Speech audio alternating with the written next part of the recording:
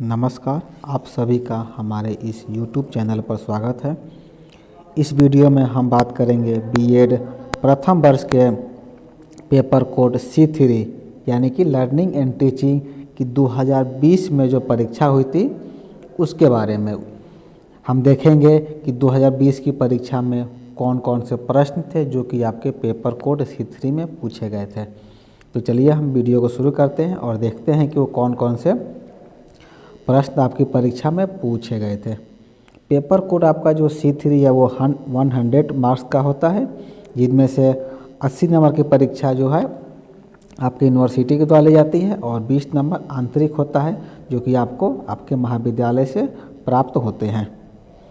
चलिए हम आगे जानते हैं। आप यहाँ देख सकते हैं कि इसमें दिया हुआ है कि प्रत्येक इकाई से एक एक प्रश्न का उत्तर देना, यानी कि इसमें आपको 5 इकाई दिए गए हैं और प्रत्येक इकाई में 2 प्रश्न हैं, जिनमें से आपको एक प्रश्न का चयन करके उसका उत्तर देना है। पहले प्रश्न में से पूछा गया है कि अधिगम को प्रभावित करने वाले विभिन्न कारकों की विवेचना कीजिए। और हमारा जो दूसरा प्रश्न है, दूसरा प्रश्न आप देख सकते हैं, इसमें कहा जा रहा है कि अभिप्रेरणा का क्या अर्थ है। शिक्षण अधिगम प्रक्रिया में अभिप्रेरणा के महत्व का वर्णन कीजिए।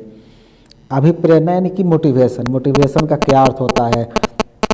आपके जो टीचिंग लर्निंग प्रोसेस में जो होता है, शिक्षण अधिगम प्रक्रिया में मोटिवेशन का क्या योगदान है, इसके बारे में आपसे यहाँ पर पूछा जा रहा है। उसके बाद हम देखते हैं इकाई 2। इकाई 2 का पहला प्रश्न यानी कि प्रश्न संख्या 3 है, जीन पियाजे के संज्ञानात्मक विकास सिद्धांत के विभिन्न स्तरों का वर्णन कीजिए।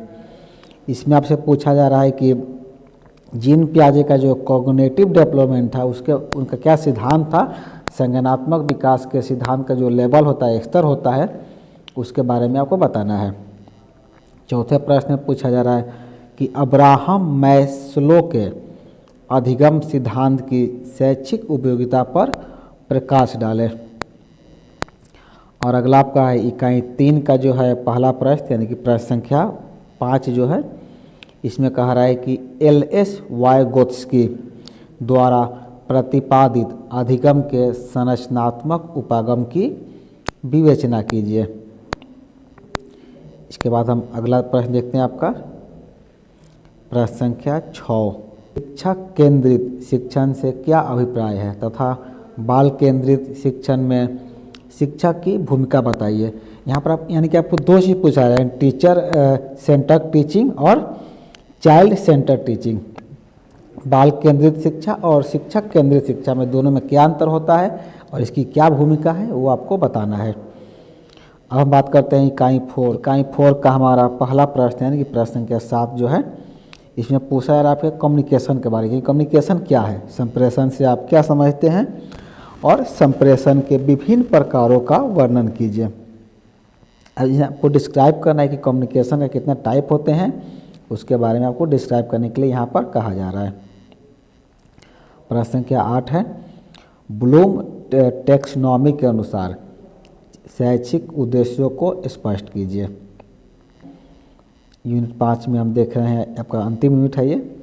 इसमें पूछा जा रहा है शिक्षक और शिक्षण संस्थान का संबंध कैसा होना चाहिए, स्पष्ट करें। यानी कि एक टीचर और एक एजुकेशनल इंस्टीट्यूट के जो है दोनों के बीच रिलेशन कैसा होना चाहिए, संबंध कैसा होना चाहिए, उसके बारे में आपसे इस प्रश्न में पूछा जा रहा है।